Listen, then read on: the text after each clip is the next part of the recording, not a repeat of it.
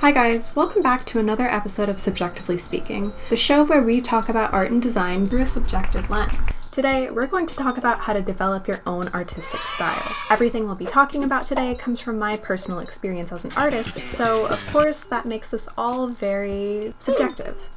One of the great things about art is that there's really no right or wrong way to go about it, so long as you follow or are at least informed by some basic ground rules. So while I hope you guys find this video helpful and are able to use some of these tips in your own artistic exploration, what I'm talking about today is certainly not the only way to develop your art, and I strongly encourage you guys to experiment as much as possible. Before we get into the nitty-gritty, please take a moment to check out our sponsor, Inked Gaming. Inked Gaming makes custom TCG and PC gaming merchandise designed by independent artists such as myself. You can also upload your own designs to get one-of-a-kind products like playmats, mousepads, wall tapestries, and more. Check them out with the link below, and don't forget to use the promo code SUBJECTIVELY10 for 10% off your entire order at checkout. Now, let's dive in. Why does an artist need to have a recognizable style? Well, there are a lot of reasons. Think about your favorite animated TV shows and video games. They all have an iconic look and feel that sets them apart from other media in their genre and simultaneously is instantly recognizable by fans. The reason you can look at a drawing of a Pokemon and immediately know that it's a Pokemon is because of the iconic art style of Ken Sugimori, who we've already discussed in another video, which is now nearly synonymous with the Pokemon franchise's art direction. Basically, I'm saying that having your own unique style is essential for brand recognition. Or in other words, it's to set yourself apart from other artists. Being an artist is hard, and to succeed in the art world, it's important to innovate, both with your content and your visual identity. However, when you're developing your style, there's something else that's critically important to consider: your subject matter. Different styles of art better support different content. As a general rule, highly detailed, realistic art styles better support content that strives for immersion and real-world themes, while simpler art styles work best for more conceptual content and abstract themes. I'm not saying one way of working is better than the other, just that sometimes certain art styles are more appropriate for certain content. Animal Crossing is a cute social simulation game where your goal is to make friends and decorate your home, while Metal Gear games are militaristic action-adventure stealth games involving themes of violence, global politics, and fate. Both of these games have great art direction and wonderful concept art that supports each style of game, but they are drastically different from each other. While developing your style, consider the kind of art you want to make. Should your art be cute and sweet or dark and moody? Is it important to show all of those pesky little details, or is the energy of your world and characters more important? Maybe your style should exist somewhere in between. Just consider what kind of content you want to create while honing your craft, and look at what other artists creating similar content tend to lean towards. Now, I'm going to do a quick demonstration of how different art styles can better support different content. So again, this is all just my opinion. Sometimes artists can intentionally subvert what's expected by pairing certain aesthetics to opposite subject matter in a way that's totally innovative and cool, but it's hard to do well. In general, this is what I've observed works best. I'm going to be using Tracer from Overwatch as our demonstration model today because she's cute and easy to recognize.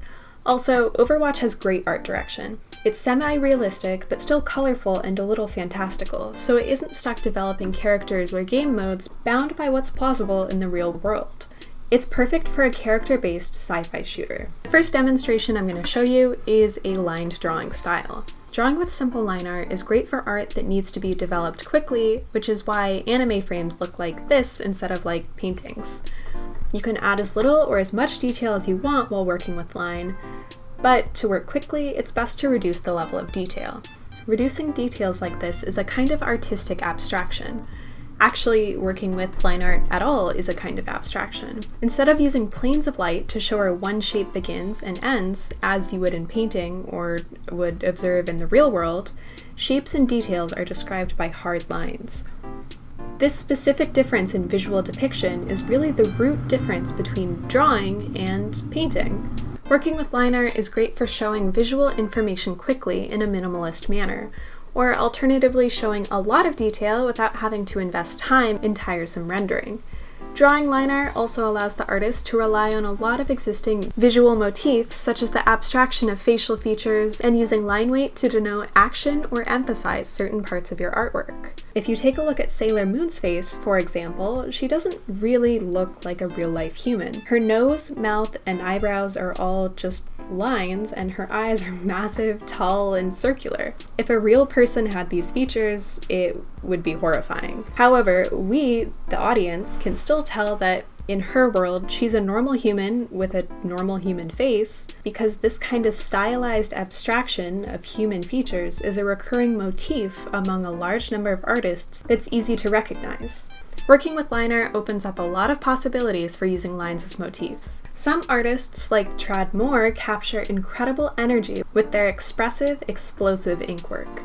Other artists, like Matt Groening, take a more minimal approach to line art and form, which is great for keeping up with a tight animation production schedule and keeps the focus of his comedy shows on the characters' dialogue. Notice how, by working with lines and flat color, we don't need to spend as much time figuring out things like lighting or texture.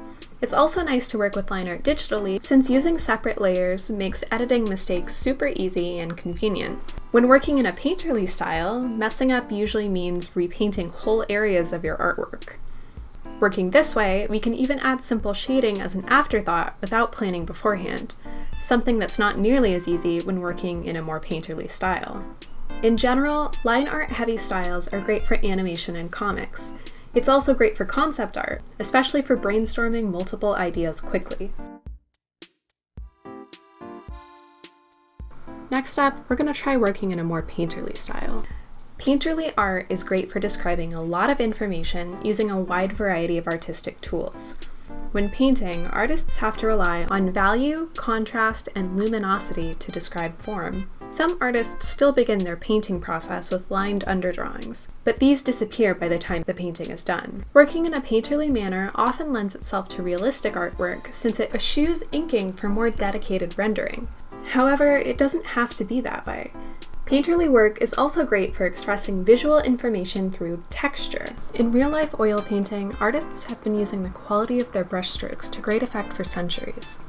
Renaissance Golden Age artists blended their marks together with glazes over the course of many months, or sometimes even years, to create incredibly smooth, realistic textures that gave their paintings an ethereal or divine feel. Later, Impressionist painters used their brushstrokes more emphatically to capture the feeling, or impression, a specific scene gave them. Their content, reflecting their more energetic mark-making, was often emotional or introspective, whereas the Renaissance masters more often painted detailed recreations of mythological stories or historical scenes intended to accurately illustrate them to viewers. Modern painters have to make similar decisions about how they want the texture of their paintings to inform the vibe of their artwork. Artists such as Lineless use soft brushes and lots of blending to create dreamy, atmospheric paintings that look both fantastical and mysterious. Other artists, like Hook, use expressive mark-making to create tension, drama, and intrigue. Notice where singular brushstrokes hold a lot of visual information. Confident brushstrokes in painting can accomplish a lot without excessive rendering and blending, and help prevent painterly art from becoming overworked. Knowing when to stop is an important skill for an artist to hone, and it's also a tough one. Also pay attention to how the form is developed over time as compared to the inked style. In the previous picture, all of the big decisions were made in the drawing stage, before color or value were a consideration. Here, all of these decisions are happening at the same time. The anatomy, contrast, color, saturation, and texture are all being worked out simultaneously. Working this way gives you a lot of options for rendering your artwork however you want, but it also takes more time to complete because of all the additional considerations. Painterly styles are great for key art, concept art, book illustration, and portraiture. The final style I'm going to be demonstrating today is a lineless graphic style. This is definitely the style I work in the least, so I hope I can do it justice. Modern lineless artwork finds its roots primarily from mid-century advertising that required artists to work within the limitations of newly developed color printing presses. While several art movements were popular among early color print illustrators, some of the most prevalent and successful were Art Deco and Modernist art styles. This is because the bold, graphic qualities of these styles were both grabby and easily understood, perfect for advertising.